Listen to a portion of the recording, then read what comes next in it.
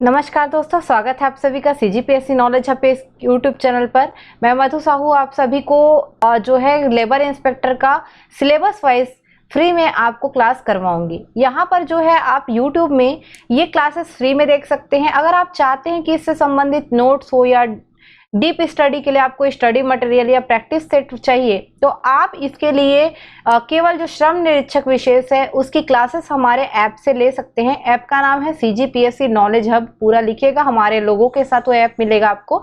वहां से आप इसको बहुत ही कम कीमत पे खरीद भी सकते हैं। यहाँ पर जो यूट्यूब में क्लासेस होती है वो पूरा निःशुल्क होता है। यहाँ पर आप उसको पढ़िए, समझिए और तैयारी करिए। लेबर इंस्पेक्टर के जो भी सिलेबस दिए गए हैं उसमें 15 मार्क्स के क्वेश्चन आने हैं। उस 15 मार्क्स की तैयारी के लिए आपको मेरे हर एक वीडियो को देखना अंत तक जरूरी होगा, इसलिए इस वीडियो को भी अंत तक देखिए।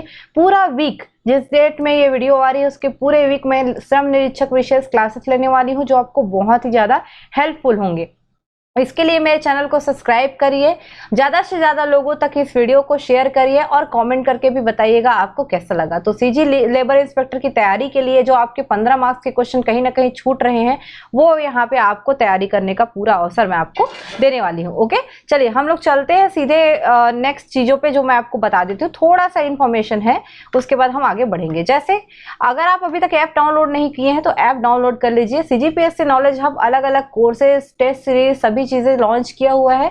जैसे सीजीपीएससी सीजीव्यापम का एक कॉम्बो कोर्स है जो बहुत ही कम कीमत पे है, जो आप प्लान देख सकते हैं। 6 मंथ, 6 मंथ, 12 मंथ, 15 मंथ का है।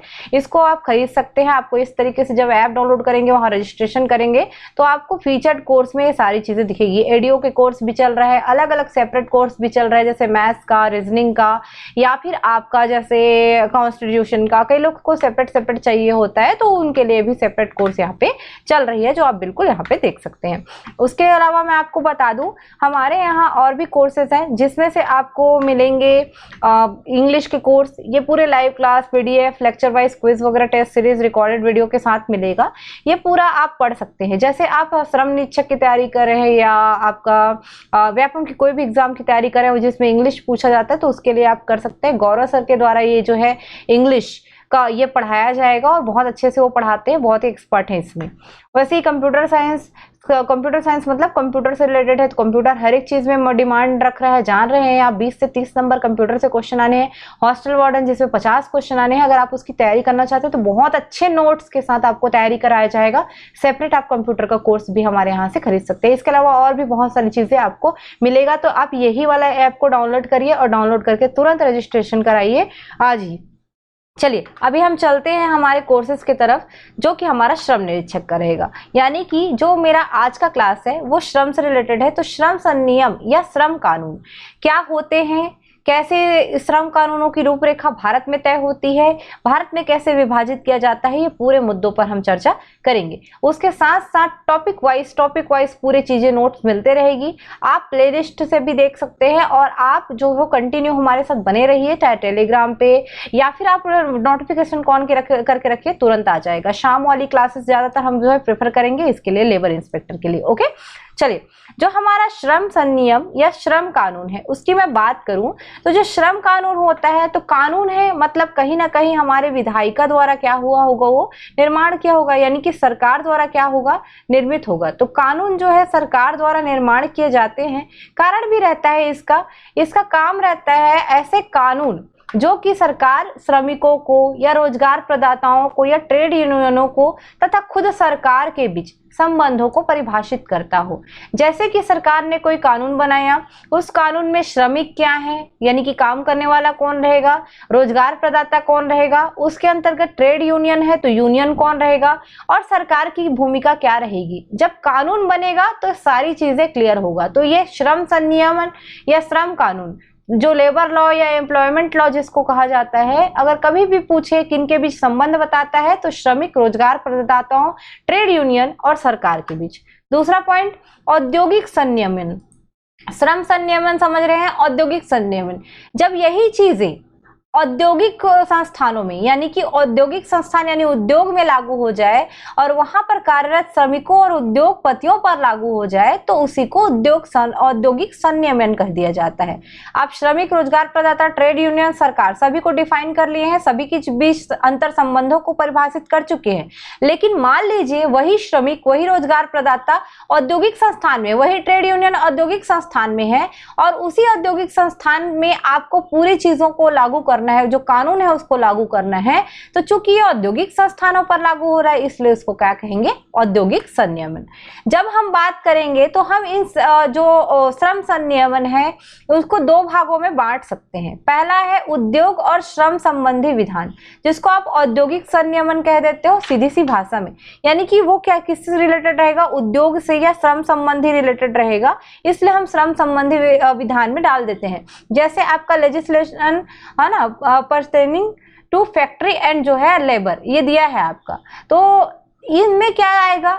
इनमें ऐसे आएंगे, ऐसे अधिनियम आएंगे जो कारखानों से श्रमिकों के काम की दशाओं का नियमन करते हो। जब उद्योग और श्रम संबंधी है, यानी कि कहीं ना कहीं कारखाना उद्योग से रिलेटेड रहेगा, श्रम बोला है तो श्रमिकों से रिलेटेड रहेगा। तो उद्योग और श्रम संबंधी जो विधान है वहां पर कारखाना यानी कि उद्योग, फैक्ट्री और श्रमिक ये दोनों आएंगे और इन्हीं की काम की दशाओं का नियमन करना ही क्या कहलाएगा? उद्योग और श्रम संबंधी विधान। नियमन मतलब जहां पर कारखानों में कैसे काम होने हैं, श्रमिकों द्वारा क्या काम होने हैं, इन पूरी चीजों का नियम कानून जब आप बनाओगे तभी वो इस विधान में आएगा। और साथ साथ मालिकों और श्रमिकों के दायित्व का भी ये उल्लेख करता है। कहाँ पर कारखाने में श्रमिकों का क्या काम रहेगा, कहाँ पर कारखानों में मालिकों का क्या दायित्व रहेगा, ये भी ये बताएंगे। उद्योग और श्रम संबंधी विधान में क्लियर रखिएगा, जहां पर श्रमिकों के, मालिकों के और कारखानों के सभी के दायित्व क्या हो? क्लियर हो। जैसे इसमें आते हैं कारखाना अधिनियम 1948, सभी अधिनियमों को हम कोशिश करेंगे सेपरेट हम पढ़ लें, जो कि अगर क्वेश्चन में आए तो आपका काम बन जाए। दूसरा है औद्योगिक संघर्ष अधिनियम 1947। कोशिश करिएगा कि इस नियम के साथ इसका डेट को याद रखिए, क्या पता सही जोड़ी मिलाओ में या डायरेक्ट वन लाइनर फॉर्म में पूछ दे। भारतीय श्रम संघ अधिनियम 1926, भृति भुगतान अधिनियम ये 4th नंबर पे आ जाएगा 1936। उसके अलावा श्रमजीवी क्षतिपूर्ति अधिनियम 1923, ये कुछ श्रम संबंधी और उद्योग संबंधी क्या है? विधान है। इसके अलावा और भी मिलेंगे हमको, जिसमें है सामाजिक सुरक्षा संबंधी विधान, मतलब उद्योग और श्रम संबंधी विधान के अलावा दूसरा पॉइंट आता है हमारा सामाजिक सुरक्षा संबंधी विधान। एक मैं बैक करती हूँ, थोड़ा सा आप समझना। देखिए, कारखाना, औद्योगिक संघर्ष, भारतीय श्रम संघ, है ना, भृति भुगतान, श्रमजीवी क्षतिपूर्ति, कहीं ना कहीं आपको लग रहा है कि श्रम को ये डिनोट कर रहा है या उद्योग को डिनोट कर रहा है। तो जब भी किसी अधिनियम में आपको उद्योग या श्रम से संबंधित बातें मिले, श्रमिकों से संबंधित बातें मिले, आप समझ जाइएगा उद्योग और श्रम संबंधी क्या है? विधान है। ओके, चलो नेक्स्ट में जो मैं बात कर रही थी सामाजिक सुरक्षा। सामाजिक सुरक्षा में आप खुद सोचो क्या होगा। सामाजिक सुरक्षा मजदूरों को कैसे मिलती है ना, श्रमिकों को मिलती है, इस पे बात होगा। तो वो सारे अधिनियम जो श्रमिकों के लिए विभिन्न सामाजिक लाभ हो, जैसे कभी बीमारी हो गया या कभी प्रसूति करना हो या रोजगार संबंधी आघात हो गया हो, प्रोविडेंट फंड संबंधी चीजें हो या न्यूनतम मजदूरी इत्यादि की व्यवस्था करना हो, इन सब से रिलेटेड जब बात होगी तो सामाजिक सुरक्षा संबंधी वो विधान में आएगा। कहने का मतलब, जब आपको किसी तरीके से सामाजिक सुरक्षा किसी विधान में मिले, श्रमिकों को कुछ प्रकार का सामाजिक सुरक्षा मिले, जैसे किसी बीमारी से या प्रसूति से या किसी आघात से या प्रोविडेंट फंड के रूप में मिले, तब वो क्या कहलाता है? सामाजिक सुरक्षा अधिनियम। यहाँ पे आपको ऐसा लगेगा कहीं कहीं तरीके से सुरक्षा श्रमिक को मिल रही। जैसे पहला देखिए, कर्मचारी राज्य बीमा अधिनियम। जब बीमा होगा, ये 1948 में कानून आया है, डेट को सही याद रखिएगा। जब बीमा होगा तो उसका लाभ भी मिलेगा, यानी कि सामाजिक सुरक्षा मिल रही है। कर्मचारी प्रोविडेंट फंड अधिनियम, ऑलरेडी प्रोविडेंट फंड की बात कर रहे हैं ना, 1952 में आया है कर्मचारी प्रोविडेंट फंड अधिनियम, तो ये भी एक प्रकार का सामाजिक सुरक्षा संबंधी है। न्यूनतम भृत्य अधिनियम है ना 1948, ये भी सामाजिक सुरक्षा है, न्यूनतम उसको पैसा देना है। तो कोयला खान श्रमिक कल्याण कोष अधिनियम, तो कल्याण के लिए बात कर रहे हैं, 1947 में आया था ये नियम, ये भी आपका सामाजिक सुरक्षा संबंधी है। भारतीय गोदी श्रमिक अधिनियम 1934, उसके अलावा खदान अधिनियम 1952, ये अलग है, 6वें नंबर पे ले लीजिएगा, है ना। उसके अलावा मातृत्व लाभ अधिनियम 1961 हो गया। ये सारी क्या है, सामाजिक सुरक्षा संबंधी विधान है। देखिए, जब भी आपको कुछ सामाजिक सुरक्षा मिले, जैसे आपको कहीं से कल्याण का कोष मिल रहा है, या आपको फंड मिल रहा है, बीमा मिल रहा है, लाभ मिल रहा है, स्वास्थ्य लाभ, मातृत्व लाभ मिल रहा है, यानी वो सब के सब सामाजिक सुरक्षा संबंधी विधान है। तो जो हमारे श्रम संनियम होते हैं वो दो टाइप के होंगे, तो औद्योगिक रिलेटेड होंगे या सामाजिक सुरक्षा रिलेटेड। ठीक, अगर ध्यान दें तो जो श्रम विधान है वो सभी सामाजिक विधान का ही एक अंग है। मतलब जो हम सामाजिक सुरक्षा अधिनियम में जो देखते हैं ना, उसी के अंतर्गत हम श्रम विधान या जो आपका औद्योगिक श्रम विधान है उसको ले सकते हैं, उस सामाजिक से हट के थोड़ा सा, है ना। लेकिन ज्यादातर क्या करते हैं, हम श्रमिकों के लिए जो भी कानून बनाते हैं वो सब सामाजिक विधान में बनाते हैं, इसलिए हमने क्या किया, उसको एक अलग श्रेणी में बांट दिया है। यानी कि अगर कहें तो जो उद्योग और श्रम अधिनियम है या उद्योग और श्रम विधान है, वही एक प्रकार का सामाजिक सुरक्षा विधान है। दोनों ही सिमिलर है, पर हम क्या करते हैं, श्रमिकों को सामाजिक सुरक्षा अलग से मिल पाए इसलिए उसके लिए अलग कर देते हैं कानून को सामाजिक विधान करके, बाकी दोनों एक ही चीज है, वही बात बोल रहे हैं। चलिए नेक्स्ट पॉइंट पे चलते हैं, श्रम कानूनों के क्या उद्देश्य होते हैं, जो क्वेश्चन आपसे पूछ सकता है। औद्योगिक प्रसार को बढ़ावा देना, जब आप श्रमिकों को काफी सारे फायदे देंगे तो उद्योगों को बढ़ावा मिलेगा, उद्योग में काम करने वालों को भी क्या मिलेगा, बढ़ावा मिलेगा।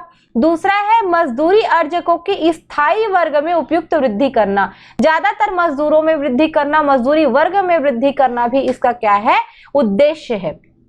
तीसरा है विभिन्न देशों के आर्थिक और सामाजिक जीवन में श्रमिकों के बढ़ते हुए महत्व तथा उनकी परिस्थिति के सुधार को देखते हुए स्थानीय परिदृश्य में लागू करना।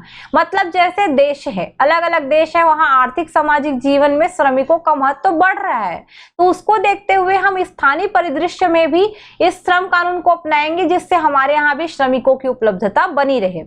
श्रम संघों का विकास करना, कोशिश करेंगे कि श्रम कानून से श्रम संघों का विकास हो, जो कि श्रम कानूनों के बारे में उन श्रमिकों को बताए। श्रम संघ को ज्यादा पता रहेगा ना चीजों को, हर श्रमिक थोड़ी जान पाएगा।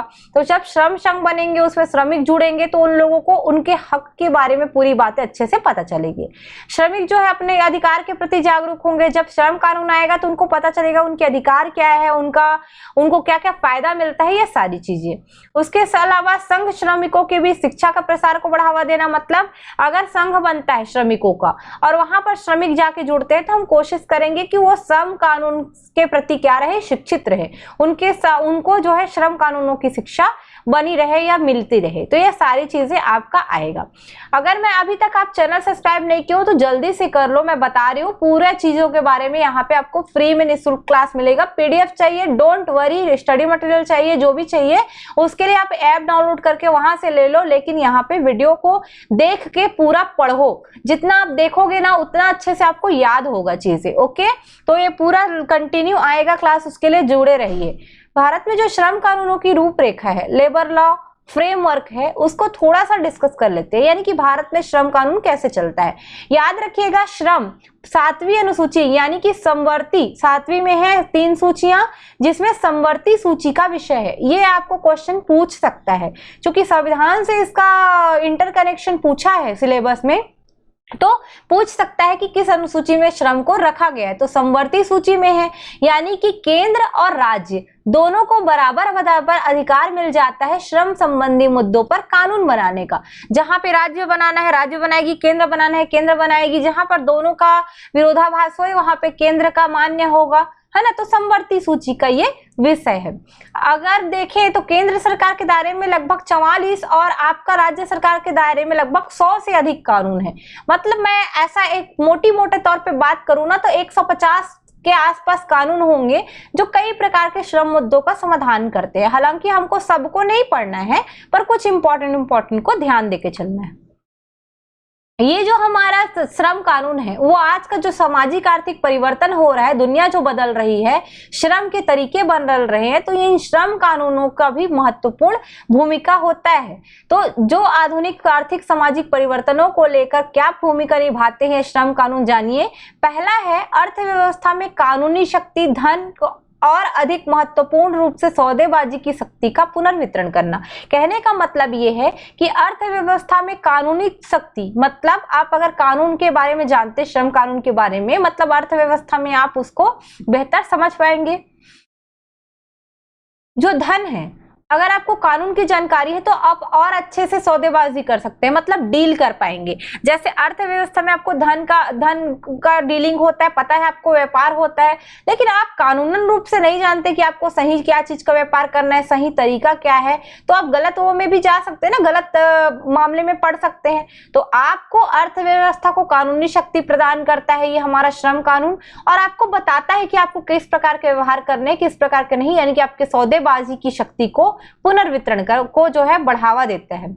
उसके अलावा एक कानूनी प्रणाली स्थापित हो जाती है जिसमें उत्पादक है व्यक्तिगत या सामूहिक रोजगार संबंधों को एक उत्पादक अर्थव्यवस्था की सुविधा प्रदान करता है। मतलब यहाँ पर क्या है कि जब एक कानूनी प्रणाली स्थापित होगी तो जो उत्पादक है वो व्यक्तिगत या सामूहिक रोजगार संबंध हो, मतलब व्यक्तिगत रूप से या सामाजिक रूप से उत्पादक अर्थव्यवस्था की सुविधा प्रदान करेगा। इसका कहने का सीधा सीधा अर्थ क्या है समझिएगा। जैसे मान लीजिए आपको श्रम कानून के बारे में जानकारी है, श्रम कानून के बारे में जानकारी है, मतलब हमारे पास एक उत्पादक होगा, एक उपभोक्ता होगा। उत्पादक क्या करेगा, या तो खुद से या तो सामूहिक रूप से उत्पादक अर्थव्यवस्था बनाएगा, मतलब जहां पर ज्यादा से ज्यादा क्या किया जा सके, उत्पादन किया जा सके और लोगों तक पहुंचाया जा सके। तो जब कानूनी प्रणाली का आपको नॉलेज है तभी तो आपको पता चलेगा ना कि आप कैसे प्रोडक्ट क्या करोगे, उत्पन्न करोगे, कैसे प्रोडक्ट बनाओगे। जब प्रोडक्ट बनाओगे उसका कानूनी जानकारी रह जाए तो आप तो उत्पादक अर्थव्यवस्था बन ही सकते हो ना।